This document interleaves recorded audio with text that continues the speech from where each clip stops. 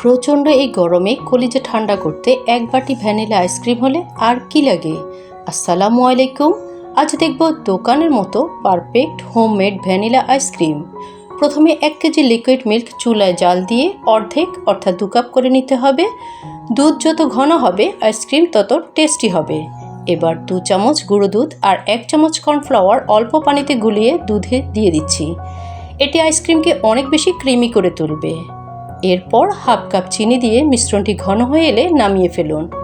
এবার এই মিশ্রণটি নর্মাল ফ্রিজে রেখে একদম ঠান্ডা করে নিতে হবে। মনে রাখবেন, গরম অবস্থায় ক্রিমের সাথে মেশালে ক্রিম গলে যাবে। অন্য একটি বাটিতে 2 কাপ একদম ঠান্ডা হুইপড ক্রিম নিয়ে নিচ্ছি। ইলেকট্রিক বিটার দিয়ে এটি ফোমি হওয়া পর্যন্ত বিট করে নিতে হবে। ক্রিম একদম চিল্ড থাকলে দ্রুত ঘন হয়। ক্রিম ফুলে উঠলে আগে থেকে ঠান্ডা করে রাখা সেই দুধের মিশ্রণটি এতে ঢেলে দিন। এবার বিট মেশিন দিয়ে আবারও ক্রিম আর দুধের এই মিক্সচারটিকে খুব ভালো করে বিট করে নিতে হবে। যেহেতু এটি ভ্যানিলা আইসক্রিম, তাই এই পর্যায়ে সুন্দর স্মেলের জন্য দিয়ে দিচ্ছি ভ্যানিলা এসেন্স। আপনারা চাইলে সামান্য কালার যোগ করতে পারেন।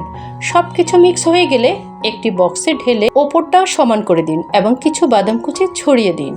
এবার একটি প্লাস্টিক র্যাপ দিয়ে বাটিটি টাইট করে আটকে দিন, যেন ভেতরে বাতাস না ঢোকে।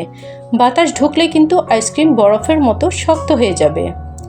যাদের কাছে বিটার নেই তারা ব্লেন্ডার বা হ্যান্ড উইক্স ব্যবহার করতে পারেন। আর যাদের কাছে ক্রিম নেই তারা এই ঘন দুধের মিশ্রণটি আগে ডিপ ফ্রিজে জমিয়ে বরফ করে নিয়ে তারপর বিট করবেন। এতেও কিন্তু দারুণ ফোমি টেক্সচার আসবে। সারা রাত ফ্রিজে রাখার পর দেখুন আমাদের আইসক্রিম একদম পারফেক্ট হয়েছে।